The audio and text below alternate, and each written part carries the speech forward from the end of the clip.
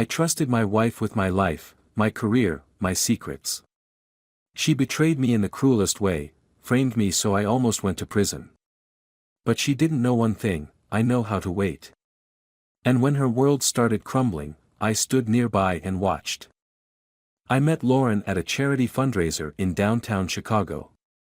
She stood out immediately: confident stance, intelligent eyes that assessed everything, and a smile that made you feel like you were the only person in the room. When she approached me, champagne glass in hand, I felt an instant connection. "Daniel Hunt," I introduced myself, extending my hand. "Lauren Mitchell," she replied, her grip firm. "You're with Caldwell and Ross, right? I've heard good things." I was surprised. "You follow corporate law?" "I follow successful people," she said with a glint in her eye. "In my line of work, knowing who's who is essential." Lauren was a real estate agent with an uncanny ability to match clients with their perfect properties. She had an intuition about spaces and people that bordered on supernatural. Within weeks of meeting, we were inseparable. Within months, I was considering a future with her. The proposal came naturally, on a weekend trip to Lake Michigan. We married in a small ceremony with close friends and family, and settled into a comfortable brownstone in Lincoln Park. I continued climbing the ranks at my law firm, while Lauren's real estate business flourished. For 5 years, everything was perfect. Then came the subtle shifts. The first change was her phone. Lauren had always been attached to it. Real estate demanded constant availability, but now it was different. She'd take calls in other rooms, speak in hushed tones. When I'd enter, she'd quickly end conversations. "Just a difficult client," she'd say. "You know how it is." I did know. My own work demanded discretion and long hours. So I didn't question when she began coming home later, when weekend brunches gave way to property showings, when her passwords changed on accounts we once shared. "Security update," she explained, not meeting my eyes. "The firm insisted after that big data breach last month." I trusted her. That was my first mistake. It was a Tuesday when my world collapsed. I was reviewing depositions for a corporate merger case when my office door burst open. 2 men in suits, expressions grim, badges flashing. "Daniel Hunt. We have a warrant to search these premises." I stood, stunned, as FBI agents streamed into my office. They methodically emptied drawers, photographed documents, seized my computer, and extracted hard drives from the wall safe, a safe whose combination only Lauren and I knew. "What's going on?" I demanded, finding my voice at last. "Mr. Hunt, you're under investigation for wire fraud, money laundering, and racketeering," the lead agent said flatly. "We need you to come with us for questioning." The next hours passed in a blur. A stark interrogation room. Questions about offshore accounts I'd never heard of. Accusations about bribes I'd never paid. Documents bearing what looked like my signature, authorizing transfers to shell companies. "This is absurd," I kept saying. "I haven't done any of this." But they had evidence. Damning evidence. Money trails that somehow led back to me, despite my complete ignorance of their existence. "Your signature is on these documents, Mr. Hunt," said the agent, sliding papers across the table. "Are you saying these are forgeries?" I stared at the signatures. They looked authentic. Perfect replicas of my own hand. My stomach dropped as a terrible suspicion began forming. They kept me overnight. By morning, I was allowed one phone call. I called Lauren. 40 minutes later, she appeared at the station. Her face was drawn, eyes reddened as though she'd been crying. But something was off. Her shoulders were too stiff, her movements too controlled. "Oh, Daniel," she whispered, settling into the chair across from me. "What have you done?" "What have I done?" I repeated, incredulous. "Lauren, I didn't do any of this. Someone has set me up." Someone with access to my information, my signatures. I watched her face carefully. Someone who knows me intimately. Her expression flickered, just momentarily, before settling into concerned disbelief. You can't possibly think. She began, then shook her head. Daniel, the evidence they're showing me, the transactions, the dates, they coincide with times you said you were working late. Because I was working late, I insisted. Lauren, you have to believe me. She reached across the table as if to take my hand, then withdrew. I want to, she said. But there's so much they've shown me. She swallowed hard. The FBI came to our house too. They found documents in your home office safe. The safe we both had access to. The safe where I kept nothing but insurance policies and our marriage certificate. I don't know what to do, she continued. My broker has concerns about how this will affect our business relationship. People are already talking. Your business relationship? I echoed. Lauren, I'm facing potential prison time for something I didn't do, and you're worried about business? She straightened, a hardness entering her eyes I'd never seen before. I have to protect myself, Daniel. My career, my reputation. Our life together, I reminded her. Our marriage. She looked away. I've spoken to a lawyer. My lawyer. He thinks I should distance myself from this situation. This situation being your husband. I'm sorry, Daniel. I can't help you with this. She stood abruptly. I've arranged for Martin Shefford to represent you. He's the best defense attorney I know. Lauren, I called as she turned to leave. What aren't you telling me? She paused at the door, not turning around. I filed for divorce, Daniel. Papers will be served tomorrow. Then she was gone, leaving me in stunned silence. That's when I knew. That's when all the pieces fell into place. I met with Martin Shefford that afternoon. He was indeed excellent, sharp, strategic, and discreet. I told him everything, including my growing suspicion about Lauren's involvement. If what you're suggesting is true, he said carefully, then we need to be extremely cautious. Making accusations without evidence could backfire spectacularly. So what do we do? First, we get you out on bail. Then, we start digging, quietly. Bail was set at $500,000. My assets were frozen, but Martin arranged for a professional acquaintance to post it. 2 days after my arrest, I walked out of detention, a GPS monitor on my ankle and strict instructions not to leave Cook County. Lauren had already moved out of our home. She'd taken her clothes, her personal items, and surprisingly little else. She'd left behind photographs, wedding gifts, even jewelry I'd given her. It was as if she wanted to erase all evidence of our life together. I returned to an empty house with a new purpose. I would find out exactly what had happened, who had set me up, and why my wife of 8 years had abandoned me so quickly. My first step was to hire Jackson Reed, a private investigator Martin recommended.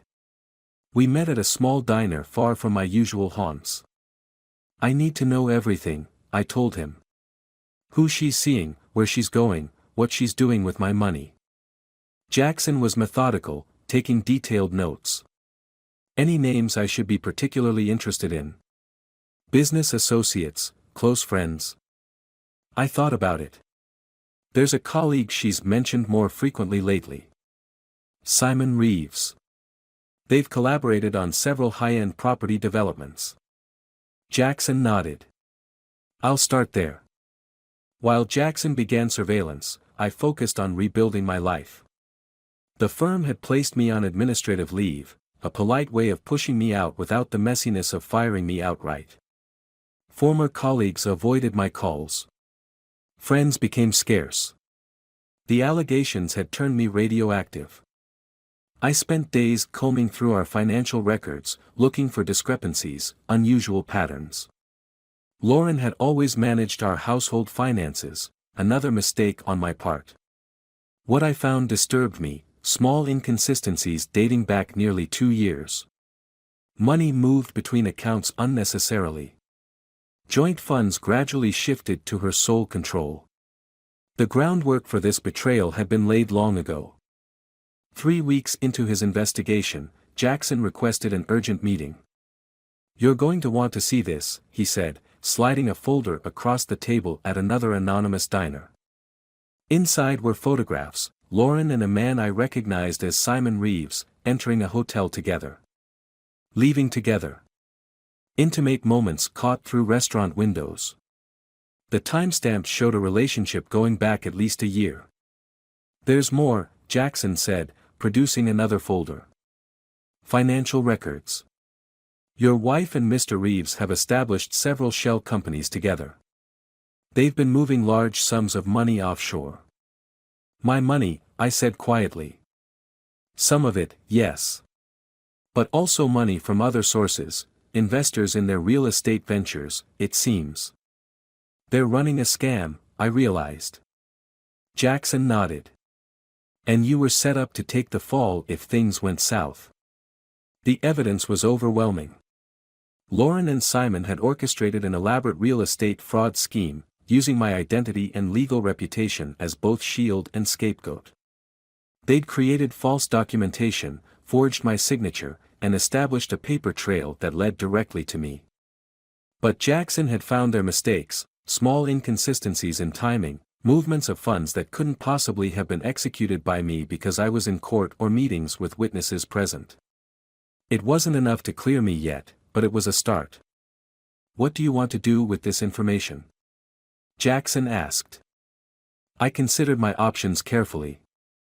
Going directly to the FBI might help my case, but Lauren and Simon would have time to cover their tracks, possibly escape. No, I needed more. I needed irrefutable evidence that would not only clear my name but ensure they paid for what they'd done. We wait, I decided. We gather more evidence. And we watch. Over the next 2 months, a clearer picture emerged. Lauren and Simon had defrauded investors of millions through a complex scheme involving properties that either didn't exist or were grossly misrepresented. They'd used my legal credentials to reassure nervous investors and created false paperwork that implicated me if anyone looked too closely. Meanwhile, they were planning their exit. Jackson discovered they'd purchased property in a non-extradition country. They were liquidating assets, preparing to disappear with their ill-gotten gains once I was indicted. But they'd grown confident, overconfident. Believing I was effectively neutralized, they became less cautious. And that's when we struck. "We have enough," Martin assured me after reviewing Jackson's evidence. "We can take this to the FBI now." "Not yet," I said. "I want them to feel safe first." Martin looked concerned. "Daniel, I understand your desire for justice, but delaying could be interpreted as obstruction." "I'm not obstructing anything," I clarified. "I'm ensuring we have the strongest possible case." What I didn't say was that I wanted Lauren and Simon to commit fully to their new life, to invest emotionally and financially in their future together. I wanted them to believe they'd won. Through Jackson, I learned they were closing on a $4.2 million lakefront property in Highland Park. Lauren had always coveted the North Shore. The purchase was being made through one of their shell companies, but they intended to live there together. I also discovered their wedding plans, a small ceremony in Lake Forest, following the finalization of our divorce. They'd even put deposits down on a honeymoon in the Maldives. Let them have their moment, I thought. Let them believe they're free. 3 days after they closed on the Highland Park mansion, Lauren and Simon hosted a housewarming party. Jackson obtained the guest list, wealthy investors, potential marks for their next scheme. They were already laying groundwork for new frauds. That same evening, I met with FBI Special Agent Diana Mercer, who had been skeptical of my claims of innocence from the beginning. "I'm ready to prove I was framed," I told her, sliding across Jackson's comprehensive file, photographs, financial records, recorded conversations, witness statements, everything we'd accumulated over months of patient surveillance. Agent Mercer spent hours reviewing the evidence. "This is extensive," she finally acknowledged. "Why wait until now to bring this forward?" "I needed to be thorough," I replied simply. "And I needed them to believe they'd gotten away with it." The FBI moved quickly after that. Teams were assembled. Warrants were drawn up. And I made one special request, which Agent Mercer reluctantly granted after consulting her superiors. "You understand you'll have no official role in this operation," she warned me. "I understand completely," I assured her. "I just want to see." 5 days later, I sat in an unmarked FBI vehicle across from Lauren and Simon's new Highland Park mansion. Through binoculars, I could see them in the expansive kitchen, preparing dinner together, laughing. Lauren looked happier than I'd seen her in years. Agent Mercer's voice came through the radio, "All teams in position." "Execute," came the response. I watched as FBI agents approached the house from all sides. The doorbell rang. Simon answered. Even from a distance, I could see his face drain of color. Lauren appeared behind him, confusion turning to shock as badges were displayed, warrants presented. Agents streamed into the house. I stepped out of the vehicle and approached, stopping at the edge of the property. Agent Mercer had been clear, I could observe but not interfere. They brought Lauren and Simon out in handcuffs. Lauren's eyes darted around frantically until they locked with mine. The recognition, the realization that washed over her face, was everything I'd imagined during months of patient waiting. "Daniel," she called out, disbelieving. "You did this?" I didn't respond, just watched as they guided her toward a waiting vehicle. "This is a mistake," she shouted. "Daniel, tell them. Tell them this is a misunderstanding." The agent stopped briefly, allowing her this moment, the concession Agent Mercer had granted me.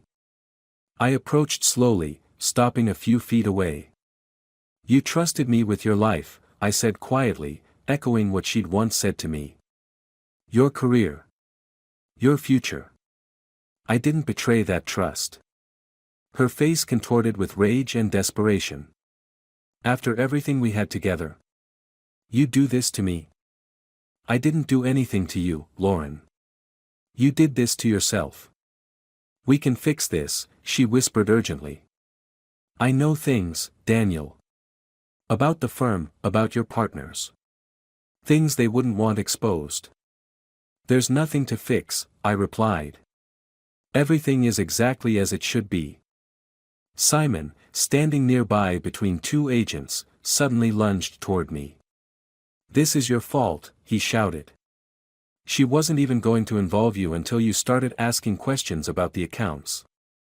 An agent restrained him, but his outburst was revealing, and recorded by the body cams each agent wore. Lauren's eyes filled with tears, genuine ones this time. "Daniel, please. I loved you once." "No," I said with certainty. "You loved what I could provide. There's a difference." I stepped back, nodding to Agent Mercer. They led Lauren and Simon to separate vehicles. As the doors closed, I felt a weight lift, not completely, but significantly. The investigation revealed more than even I had suspected. Lauren and Simon had defrauded investors of over $15 million. My signature had been forged on dozens of documents. They'd planned to leave the country within the month, abandoning the Highland Park mansion as a loss if necessary. Their trial lasted 3 weeks. I testified for 2 days. Martin ensured that Lauren's betrayal of our marriage featured prominently, not because it was legally relevant, but because it established pattern and character. She had betrayed everything and everyone in pursuit of wealth and excitement. Lauren received 8 years in federal prison. Simon, with his prior securities violations, received 10. The house was seized, their assets frozen and distributed to victims of their fraud. My name was cleared completely. I didn't attend their sentencing. I'd already seen what I needed to see in Lauren's eyes that day in Highland Park, the moment she realized she'd underestimated me. The moment she understood that patience is more powerful than passion. I rebuilt my life gradually. The firm offered to reinstate me, but I declined. Instead, I joined a smaller practice specializing in white-collar crime defense. My experience gave me unique insight into both the legal and personal aspects of such cases. Sometimes I drive past our old brownstone in Lincoln Park.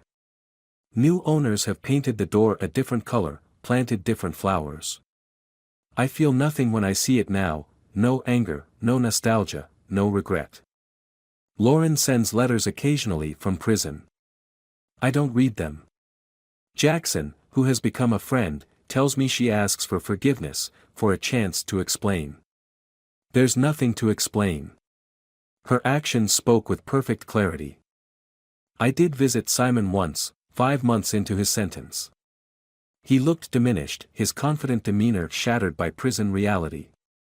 "Why are you here?" he asked through the visitor's phone. "Curiosity," I answered honestly. "I wanted to see if you understood yet." "Understood what?" "That some betrayals can't be forgiven. That some people shouldn't be underestimated." He laughed bitterly. "She said you were weak. That you trusted too easily." "I did," I acknowledged. "Once. I haven't returned to see him. There's no need. Justice has been served in legal terms. As for personal justice, the kind that restores what was taken, I'm still waiting for that. Maybe it doesn't exist. Maybe watching their world crumble was as close as I'll ever get. Or maybe true justice is in the life I'm building now, cautious but not cynical, wiser but not hardened. I've dated occasionally, though I find it difficult to trust. Late at night, when sleep eludes me, I sometimes wonder if Lauren ever truly loved me, or if I was always just a useful tool in her ambitions. I wonder if she lies awake in her cell with similar questions. I'll probably never know. Some betrayals leave questions that can never be answered. But I've made peace with that uncertainty. What I know for certain is this: I survived her betrayal. I didn't let it define me. And in the quiet moments when I reflect on everything that happened, I take comfort in knowing that while she thought she was writing the end of my story, she was actually only finishing her own.